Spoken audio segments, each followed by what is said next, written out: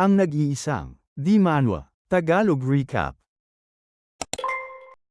Sa totoo lang ay ikaw ang may gusto nito, di ba? Sigaw ni Jin Taekyung habang naglalabas ng mababang ungol, sa kanya sunod-sunod na pinakawalan ang mga napakalakas na suntok.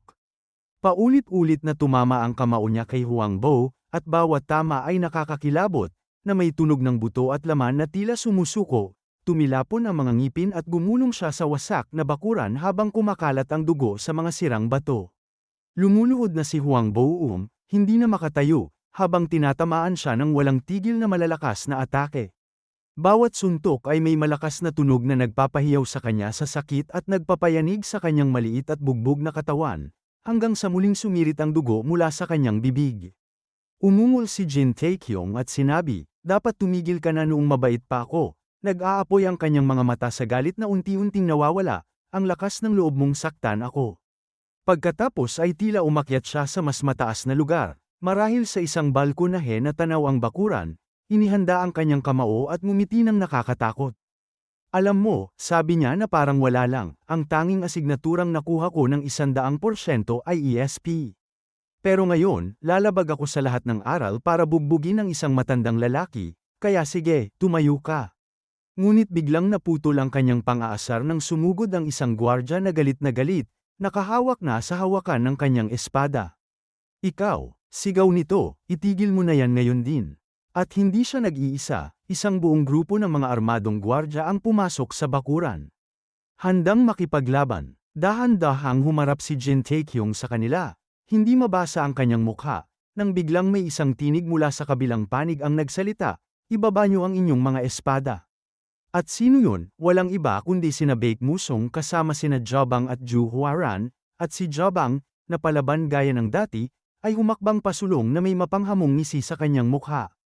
Nakatayo si Ju Huaran sa tabi niya, nanlilisik ang mga mata at halatang handang kumilos, habang buong tapang namang nagsalita si Jobang, may hamon sa tingin, "Kung gusto niyo ng laban, lalaban kami. Paalala lang, masakit talaga kapag tinamaan kayo ng teknik na pamalo sa aso, kahit pang 5 antas pa lang ang kaya ko." Kasabay nito ay sumugod din ang mga kasapi ng Dragon Peak Escort Agency, sumisigaw ng protektahan ang batang pinuno. Habang dumadagundong ang kanilang mga yabag sa batong sahig at kumikislap ang mga espada. Tahimik na pinanood sila ni Song Il-sum at napabuntong hininga. Hindi ito maganda, bulong niya, halos tapos na sana, dahil alam niyang mas lalo pang gumulo ang sitwasyon. Si Big Nose, galit na galit ang mukha, ay nanginginig na itinuro ang mga papalapit na gwardya at sumigaw, "Bilang branch leader ay inuutusan ko kayong lahat na pulubi na ipatikim sa mga asong yan ang ating mga pamalo." Sumagot ang mga pulubi sa likuran niya ng sabay-sabay na sigawan at yabag, handang makipagbanggaan. May isang nagreklamo, "Alam mo namang pulubi ka rin," at may isa pang kalbong lalaki ang nagsabi, "Matagal na rin mula noong huli akong nakipaglaban," na sinagot ni Big Nose ng, "Kasalanan niyo yan kapag nasugatan tayo at hindi na makapamalimos." Pero kahit nagrereklamo ay mahigpit pa rin nilang hawak ang kanilang mga pamalo. Sa gitna ng lumalalang gulo ay pinanood ni Sowol at ng kanyang mga kasama ang lahat ng may interes, at inutusan niya ang mga taga-sulat, "Isulat niyo ang lahat ng nangyayari. Huwag kayong makialam, mabibenta natin ito ng mahal," na ikinataas kilay ng isang kasama, "Gagawin mo bang kaaway ang Jongnan Sect?" Natawa si Sowol at sinabing, "Bakit ko aawayin ang mahalagang customer? Ibebenta ko ito sa Jongnan Sect dahil mapipilitan silang bilhin kahit gaano kamahal," na ikinangiti ng malaki ng kasama, at dagdag pa ni Sowol, "Iguhit niyo rin ang eksena, gawing buhay na buhay," na agad namang sinagot ng isa, "Sige po." Samantala, si Changpong na nakatayo at magkahawak ang mga kamay ay litong-lito sa mga nangyayari. "Grabe, ngayon lang ako nakaranas ng ganito," bulong niya, halatang halo ang paghanga at kaba sa kanyang mukha habang naghahanda ng magbanggaan ang mga pulubi at mga gwardya. Biglang sumigaw si Gokmujin, namumutla sa takot, "Hoy kayong mga loko! Nandito rin ako, ako ang kanang kamay ng vice leader ng Jin Dragon Squad."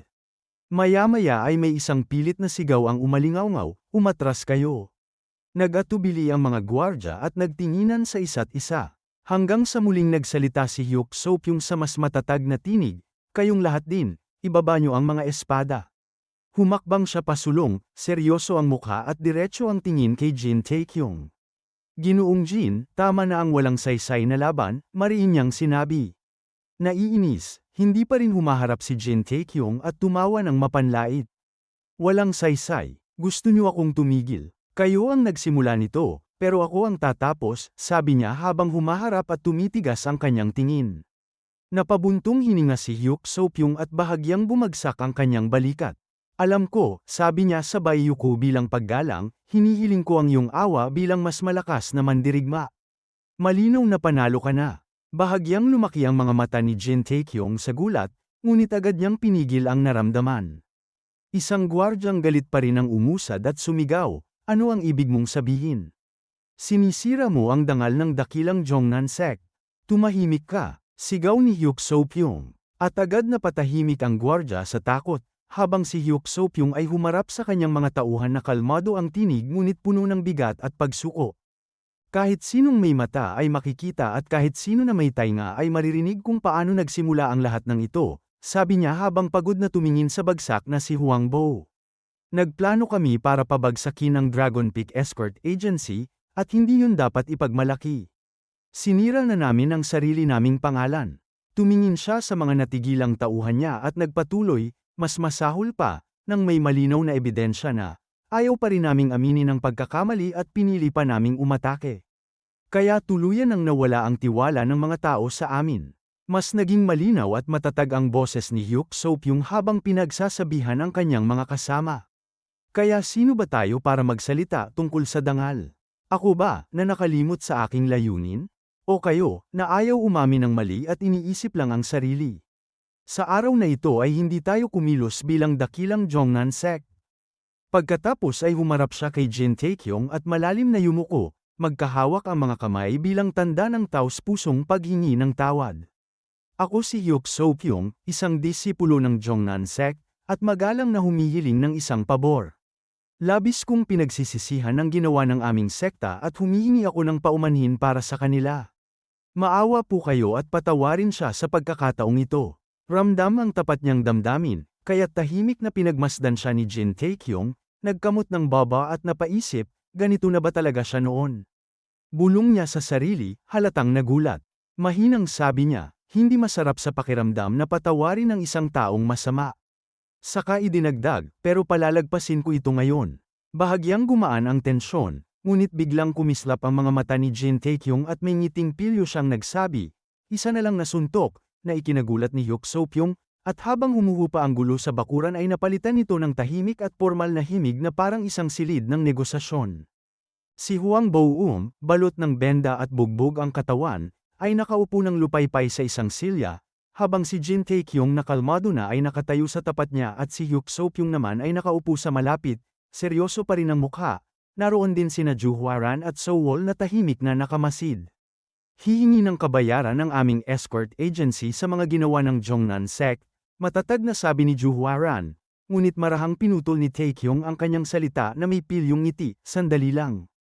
Magsama-sama tayo, oras na ng usapang may kasunduan. Maingat na inayos ng Beggar sect ang lahat ng impormasyong nakalap nila tungkol sa mga maling ginawa ng Jongnan sect, at ginamit naman ito ng Hao sect upang maingat na kwentahin ang naging pinsala sa Dragon Peak Escort Agency. Siyempre ay nagkaroon ng kaunting pagtatalo. Ano, hindi ko kayang tanggapin yan, protesta ni Huang Bo, bagamat mahina ang boses dahil sa mga benda. Napabuntong hininga si Jin Taekyong at inihanda ang kanyang kamao. Hay, ayan na naman, bulong niya, at agad ding naayos ang pagtatalo. Maya-maya, may inilatag na pergamino sa mesa sa harap ni Huang Bo na malinaw ang nakasulat, sa kabuuan ay aabot ito sa 400 silver nyang, at sa galit ay nanlaki ang mga mata ni Huang Bo. Mga magnanakaw kayo, sigaw niya na puno ng pagkagulat, ngunit tumigas ang ngiti ni Ju Hwaran at mariin siyang tumingin, tinawag mo ba kaming magnanakaw? Hinihingi lang namin ang karapat-dapat na kabayaran, at kung ayaw mong magbayad ay sasabihin ko sa lahat kung sino talaga ang mga magnanakaw. Babala niya, malinaw at walang puwang para tumutol, sa kanya idinagdag sa mababang tinig, kapag nangyari yun ay sa palagay mo ba makakaharap pa sa labas ang mga disipulo ng Jongnan? Pilit pang sumagot si Huang Bo na puno ng galit, paano mo magagawa yun? Ngunit pinutol siya ni Ju Hwaran, matatag at nakakakilabot ang boses. 33 ang nawala sa amin sa iisang misyon pa lang na ito, mariin niyang sinabi, nag-aapoy ang kanyang mga mata. At sa loob ng 2 taon ay napakarami pa naming nawala dahil sa marurumi niyong plano. Huwag mong asahan na kaaawaan kita, Grandmaster. Hinding-hindi ito malilimutan ng Dragon Peak Escort Agency at pati ako. Isa itong malamig na pangako ng paghihiganti, paalala sa lahat ng buhay na nasayang. At bahagya siyang yumuko palapit na may delikadong kislap sa mga mata. May sasabihin ka pa ba, Grandmaster Huang Boum ng Zhongnan Sect? Tahimik lang si Huang Boum, nakatitig sa mga papeles ng kasunduan, waring naglalaban ang kanyang yabang at ang malinaw na katotohanan ng kanyang pagkatalo. Pinanood ni Sowol ang lahat at natuwang napabuntong hininga, walang kaaba-abala. Ayos, bulong niya na may ngiting mapaglaro, maganda na, matalino pa, at matapang, mukhang mahaba-habang biyahe ang haharapin mo. Nagulat si Taekyong at humarap sa kanya, ha? Mahina niyang sinabi. Sa huli ay natapos ang usapan nang may nanginginig na kamay na tinataka ni Huang Bo ang mga papel gamit ang sarili niyang dugo, isang madilim na tatak ng tuluyang pagkatalo. Habang nagwawakas ang pagpupulong ay inihatid ni Hyuk So-pyong at ng mga gwardya ang sugatang Grandmaster palabas. Bitawan niyo ako, kaya ko pang maglakad, mahinang giit ni Huang Bo, pilit pa ring matigas, hanggang sa magsara ang mabibigat na pintuan at iwan ang katahimikang mas mabigat pa sa kabayarang siningil nila. Nang masiguro ang kabayaran ng Zhongnan Sect ay humarap na si Zhu Huaran sa susunod na usapin, mahigpit na nakahawak sa hawakan ng kanyang espada. Ngayon ay may isa pa, sabi niya nang matalim ang tingin, tama ba, Escort Leader Song? At itinuon ang mga mata sa lalaking nakatayo sa kabila, nakaekis ang mga braso at seryoso ang mukha sa ilalim ng mahigpit na bandana. Walang pakialam na nagkibit balikat si Escort Leader Song at sinabi, hindi ko alam ang sinasabi mo. Ngunit lumapit si Ho Jun na mababa at delikado ang tinig, Escort Leader Song, hindi, Song Il-som, mariin niyang itinuwid, huwag mo kaming gawing mangmang. Saan mo itinago ang 1000 taong Snow Ginseng? Walang emosyon ang mukha ni Song Il-som habang inuulit, hindi ko alam. Tahimik na pinagmasdan ni Jin Taekyong si Song Il-som, sinusuri siya sa isip at napagtantong kahit hindi mataas ang ipinapakitang antas ay malinaw sa kilos at tindig nito na sanay at bihasa siya sa sining ng pakikipaglaban. Mas mapanganib pa kaysa sa itsura niya. Samantala ay unti-unti nang nauubos ang pasensya ni Ho Jun at mariin niyang sinabi, hindi pa huli ang lahat. Umamin ka na at ibigay ang 1000 taong Snow Ginseng, ngunit agad siyang pinutol ni Song Il-som, matatag ang boses, sabi ko, hindi ko alam. Pinanood lamang ni Jin Taekyong ang tensyon, iniisip na si Zhu Huaran ang dapat humarap sa usaping ito. Biglang kumapal ang hangin sa silid nang ilagay ni Ho Jun ang kamay sa hawakan ng kanyang mahabang espada at bahagyang hilahin ito. Umalingaw-ngaw ang tunog ng bakal. Mukhang ayaw mong umamin, mabigat niyang sabi, wala kang iniwang pagpipilian. Ngunit mabilis na humarang si Zhu Huaran at bahagyang iniangat ang kamay, sandali Uncle Ho, sabi niya habang mariing nakatitig kay Song Il-som, may itatanong muna ako, kaya huminto si Ho Jun, kalahati pa ring nakahugot ang kanyang espada, at naghintay. Bumaling ng buo si Zhu Huaran kay Song Il-som at nagsalita ng may bahagyang ngiti, alam mo bang marami akong nakitang kakaibang tala habang inaayos ko ang mga dokumento kanina. Habang sinuyod ng tingin niya si Song Il-som na nakasandal pa rin sa pader at nakayuko ang ulo.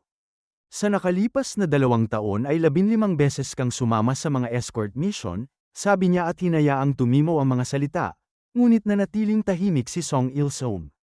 At alam mo bang 10 roon ang nabigo, patuloy ni Zhu Huaran, at sa bawat pagkabigo ay napilitan kaming magbayad ng mga napakalaking bayarin, nagtataka ako kung paano yun nangyari.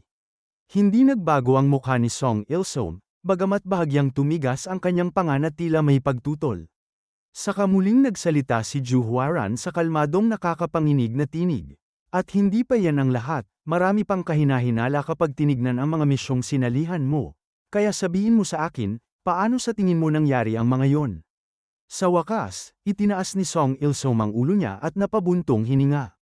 Ginawa ko ang lahat ng makakaya ko, pero nabigo, mahina niyang sabi na walang emosyon, yun lang ang masasabi ko. Kumislap ang mga mata ni Zhu Huaran. Hindi sapat ang sagot na yan, mariin niyang sinabi, at tuluyan na siyang nawala ng pasensya, kaya inihagis niya ang lahat ng mga scroll kay Song Il-som na parang bumubuhos na mga paratang. May kinalaman ba sa akin ang lahat ng ito? Tanong ni Song Il-som habang tinitignan ang nagkalat na mga dokumento. Ang dami pala, ngunit hindi siya sinagot ni Ju Hwaran.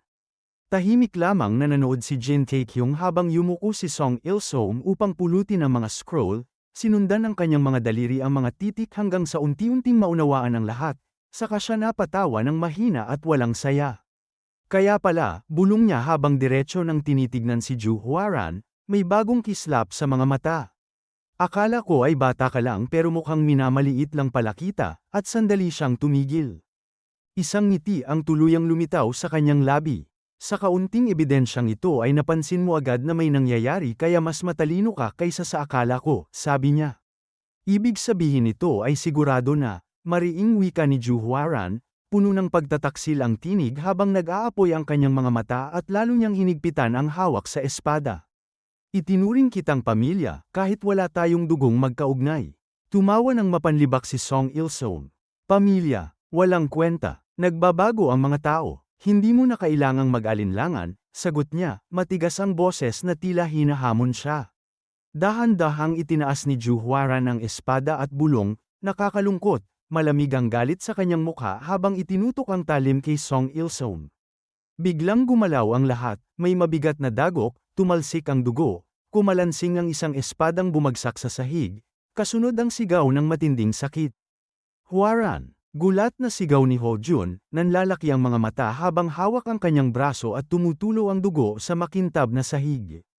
Nakatayo si Ju Hwaran, nakaunat pa rin ang espada, tahimik sa gitna ng kaguluhan, at tumingin sa sugatang tiyuhin. Bakit mo ginawa yon, Uncle Ho? Tanong niya. Pagkatapos ay bumalik ang alaala sa panahong kakamatay pa lang ng ama ni Ju Hwaran, nang may nag-iisip, hanggang kailan kaya tatagal ang Dragon Peak Escort Agency? Bumalik sa isip ni Ho Jun ang mga nangyari kamakailan, yan din ang naitanong ko nang magkasakit ang Gentleman Sword. Kaya ba ng batang si Ju Hwaran na pamunuan ang ahensya? Hirap na tayo sa pera. Bakit ngayon pa nangyari ito? Baka tuluyan na tayong magsara. Ano na ang mangyayari sa mga taong inaalagaan natin? Paano ako? Paano ang pamilya ko? Nanlaki ang kanyang mga mata sa biglang pagkabigla. Inialay ko ang buong buhay ko sa organisasyong ito pero ano ba talaga ang napala ko? Unti-unting tumubo ang madilim na kaisipan sa kanyang isip, at sa kanyang mga mata ay kumislap ang matinding desperasyon. Kailangan niyang may makuha ngayon din bago mahuli ang lahat, at naalala niya ang sarili niyang pagtataksil, ang lihim na matagal niyang itinago. Sa loob ng huling 2 taon, naisip niya, palihim kong ibinibigay sa Jongnan Sect ang impormasyon tungkol sa mga misyon namin kapalit ng bayad. Nagnakaw pa ako ng mga mahahalagang gamit at pera, at itinago yun bilang simpleng pagkakamali lang. Baliktad na ang sitwasyon ngayon, hindi ba? Dumating si Jin Tae-kyung pero marami na akong nakulimbat na pera. Kung makakaligtas pa ang Dragon Peak Escort Agency sa gulong ito ay mas lalo pa akong lalakas, kaya wala naman talaga akong talo. Sinulyapan niya si Song Il-som, duguan at lubos na talunan. Ang kailangan ko lang ay ibintang sa kanya ang lahat, gawin siya ang traidor, akuin niya ang sisi, at saka ko siya papaslangin. Ngunit biglang bumalot sa kanya ang malamig na takot. Ramdam niya ang malamig na pawis sa kanyang likod at nanginginig pa ang kanyang mga kamay. Aray, paano nila nalaman? Akala ko ay perpekto ang ginawa ko. Kinakabahan siyang tumingin kay Ju Hwaran, mabilis ang takbo ng isip. Ano ang gagawin ko? Magpapanggap na lang ba akong walang alam? Hindi, dahil kilala ko siya. Gumagamit lang siya ng karahasan kapag sigurado na siya. Iisa lang ang paraan para makaligtas. Biglang nabaluktot ang mukha ni Ho Jun sa matinding sindak, lumuhod siya. Idinapa ang noo sa sahig, at nanginginig ang boses sa pagsusumamo. Patawad, kasalanan ko ang lahat. Maawa ka, pakiusap, huwag mo akong paslangin. Bahagyang lumambot ang tingin ni Ju Hwaran, may dumaan na kirot sa kanyang mukha. Uncle, mahina niyang sabi, kahit dahilan man lang. Bakit mo ginawa ito? Bakit kinailangan? Nauutal na sumagot si Ho Jun, ayokong aminin, pero tumanggap na ako noon ng suhol. Tapos biglang nagkasakit ang ama mo, lumapit sa akin ang Jongnan Sect at natakot ako na iiwan nila ako. Ayokong umalis dito, inialay ko ang buong buhay ko sa ahensya, at naniwala ako sa pangako ng Jongnan Sect na hindi kanila sasaktan. Kumpas siya ng kumpas, puno ng desperasyon. Isang beses lang sana akong tutulong pero parang nalubog ako sa kumanoy, hindi na ako nakalabas. Totoo ba talaga ang sinasabi mo? Mahina niyang tanong. Si Ho-jun na nakaluhod pa rin ay tumingala na may luha at sipon na umaagos sa kanyang mukha. Paano pa ako magsisinungaling sa'yo? Hagulgol niya, mabigat ang tinig sa pilit na pagsisising inaasahan niyang magtunog totoo. Pakiusap, patawarin mo ako. Oo, ako ang gumawa, naisip niya, may kisap ng desperadong pag-asa sa mga mata. Papalampasin na niya ako ngayon. Ngunit hindi pa tapos si Ju Huaran, muling tumigas ang kanyang mukha. Paano mo napalitan ang 5,000 taong snow ginseng? Mariin niyang tanong. Matalim ang boses na pumutol sa kanyang pagmamakaawa. Hindi ko yun iniwan kahit minsan. Napaurong si Ho-jun, umiwas ang tingin, halatang nagulat, bago tuluyang umamin. Noong araw na dumating kami sa Xi'an, hinaluan ko ng gamot ang pagkain. Kaunting dami lang ang kailangan dahil pagod na ang lahat. Kumipot ang mga mata ni Ju Huaran habang may isang malamig na piraso ng katotohanan ang biglang pumwesto sa isip niya. Kaya pala nasa harap ka ng kwarto ko noon, sabi niya, tinamaan ng nakakakilabot na realisasyon. Tumango si Ho-jun, halos hindi marinig ang boses. Kinailangan kong mag-ingat na huwag gumawa ng ingay kahit sa pag-alis. Dahil gising pa rin ang gagong yun, si escort leader Song, kahit nakainom na ng gamot. Si Song Il-sung na tahimik na nagmamasid ay napabuntong hininga. Kaya pala sobrang pagod ko noon, sabi niya. Sa susunod ay gumamit ka ng mas maayos. Kahit hindi ko alam kung magkakaroon ka pa ng susunod. Ganap ng gumuho ang katinoan ni Ho-jun. Pero dahil yun sa matandang si Hwang Bo, binantaan niya ako, sigaw niya, nanginginig sa takot habang itinaas ang mga kamay sa desperadong pakiusap. Sinabi niyang papaslangin niya ako, ang buong pamilya ko, at wawasakin ang Dragon Peak Escort Agency kung hindi ko papalitan ang 5,000 taong snow ginseng. Gusto ko lang protektahan ang lahat. Naiintindihan mo di ba? Tahimik na nakinig si Ju Huaran, hindi gumagalaw ang kanyang ekspresyon habang isang malamig at malaeteryal na bughaw na enerhiya ang nagsimulang umikot sa kanyang paligid. Isang lantad na manifestasyon ng patuloy na pag-usbong ng kanyang kapangyarihan. Hindi, Tio, kalmado niyang sagot. Sa huli ay isa pa rin yung pagpiling sinadya mong gawin. Palaging sinasabi sa akin ni Ama na may kaakibat na kapalit ang bawat desisyon at alam mong tama siya. Nanlaki sa matinding takot ang mga mata ni Ho-jun. Hindi, sandali lang, hindi pwede. Hindi niya pwedeng gawin ito sa akin, naisip niya habang nilalamon ng sindak. Pinagtagpo niya ang duguan niyang mga kamay at nagpakumbabang yumuko ng paulit-ulit. Huaran, pakiusap, isang huling pagkakataon lang. Ako ang nag-iisang kapatid ng ama mo, ang tiyuhin mo. Siguradong papatawarin niya ako, hindi ba? Nanatiling matatag at hindi natinag ang titig ni Ju Huaran. Tama ka, pag-amin niya, habang nagningning ang kanyang mata sa matinding bughaw na liwanag na nakatuon kay Ho-jun. Malamang ay papatawarin ka nga ni Ama. Ngunit, tumigas ang kanyang tinig, malinaw at walang pag-aalinlangan, Head Escort Leader Ho-jun, hindi ako ang gentleman's sword na si Ju Ho. Ako ang Hidden Dagger Flower, si Ju Huaran. Isang nakapanghihilakbot na pagkakaiba, hindi ba?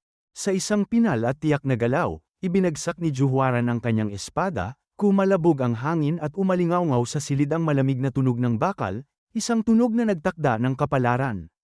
Nakatigil lamang ang ibang mga escort habang nasasaksihan ang lahat, bakas sa kanilang mga mukha ang halong takot at paghanga habang ang silid ay tila pinupuno ng tahimik ngunit hindi matitinag na determinasyon ni Ju Huaran, isang kapangyarihang nangangako ng bago at walang uurungang panahon para sa Dragon Peak Escort Agency. Kinagabihan, sa ilalim ng banayad na liwanag ng kalangitan ay inihanda ang isang marangyang handaan, mga pinggang hitik sa inihaw na karne, umuusok na mga tinapay, at makukulay na gulay ang nagpalaganap ng napakatuksong amoy sa paligid. Si Ju Huaran, may banayad ng ngiting nakapinta sa labi, ay tumingin sa paligid ng mesa. Masaya akong napakain ko kayo bilang pasasalamat sa pagliligtas sa amin bago kayo umalis, sabi niya bago humarap kay Jin Taekyong. Pero parang kaunti lang ang kinakain mo. Grandmaster Jin, hindi ba masarap ang pagkain? Bahagyang nagulat si Jin Taekyong at agad na sumagot, ha? Anong ibig mong sabihin? 2 mangkok na nga ng kanin ang nakain ko kasama nito. At pwede bang huwag mo na akong tawaging Grandmaster? Bahagyang ikiniling ni Ju Huaran ang ulo habang tinitingnan ang kanyang plato. Kakaiba, parang halos wala ka pang nakakain. Napatawa si Jin Taekyong at itinuro ng daliri ang kabilang dulo ng mesa. Relatibo lang naman yan, hindi ba? Tingnan mo na lang sila roon. Sinundan ni Ju Huaran ang kanyang tingin at bahagyang napabuntong hininga ng may pag-unawa. Sa malayong dulo ng mesa ay sina Changpong at Jabang ay abalang-abala sa isang tila digmaan sa pagkain, puno ang bibig, namamaga ang mga pisngi, habang halos kumikal ang bagsik nilang paglamon, pinupunit ang inihaw na manok at isinusubo ang mga tinapay na parang walang bukas, literal silang nakikipagdigmaan sa pagkain. Gaya ng sinabi ni Jin Taekyong, si Changpong na kahit puno pa ang bibig ay nakapagbulalas, sobrang sarap nito. Si Jabang naman ay tumingala, kumikislap ang mga mata sa pag-asa. Ang sarap ng pagkain dito. Sa tingin mo ba ay pwede kong iuwi ang mga tira para maibahagi sa iba pang miyembro ng beggar sect? Umiling si Jin Taekyong na may ngiti.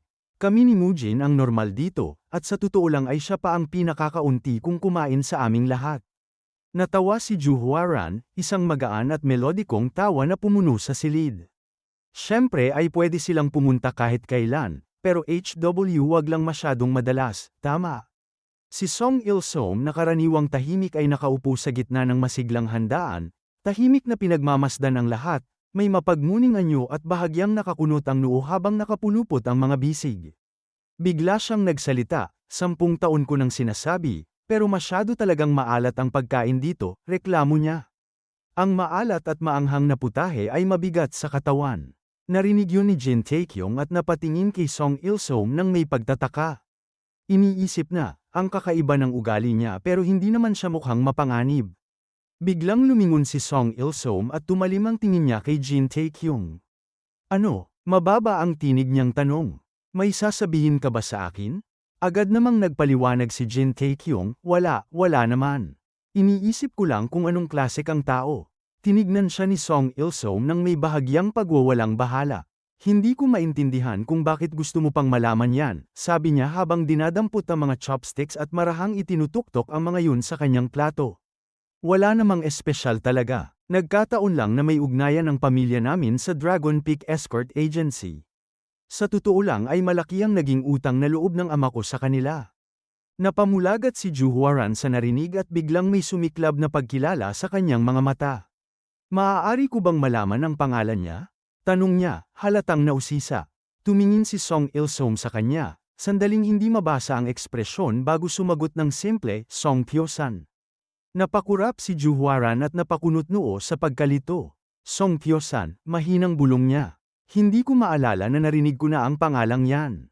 Tumango lang si Song Il-som na parang walang pakialam. Hindi na ako nagtataka, kalmado niyang sabi. Halos 50 taon na nung nakalipas yon. Sa salitang yon ay hindi napigilan ni Jin Taekyong na kanina pa nakikinig ng mabuti ang mapasinghap. 50, gulat niyang sinabi, dilat ang mga mata. Ibig mong sabihin ay noong dakilang digmaan ng kabutihan at kasamaan. Tumango si Song Il-som ng seryoso. Ang pamilyang Jin ng Guangdong ay isang angkan na halos tuluyang naglaho dahil sa digmaang yon, paliwanag niya, saka sandaling huminto habang bumibigat ang kanyang anyo. Ang nag-iisang nakaligtas na nakatakas dahil sa tulong ng escort king na si Ju Gongsan, ay natakot sa kasakiman ng Murim, kaya ibinigay niya sa anak ang huling apelyido niya. Napahinto ang paghinga ni Ju Huaran, lumaki ang mga mata sa biglang pag-unawa, at sa tabi niya ay bigla ring napamulagat si Jin Taekyong nang tamaan ng matinding pagkagulat. Kung ganoon, ikaw ay hindi niya natapos ang sasabihin. Ngunit nanatiling kalmado si Song Il-som sa gitna ng nakakagulat na revelasyon. Sa isang sadyang mabagal at halos elegante na galaw, itinaas niya ang kamay at ipinakita ang isang kahangahangang bagay. Isang maliit na suklay na jade na detalyadong inukit, marahang kumikislap sa liwanag, tahimik ngunit magandang patunay ng isang matagal nang nakalimutang nakaraan. Kung nakaabot ka sa bandang ito ng video ay paabutin na po natin ng kahit man lang more than 500 likes ang bawat video para tuloy-tuloy ang pag-upload ng kwento ni Taekyong. Maraming salamat sa panunood at sa patuloy na pagsubaybay.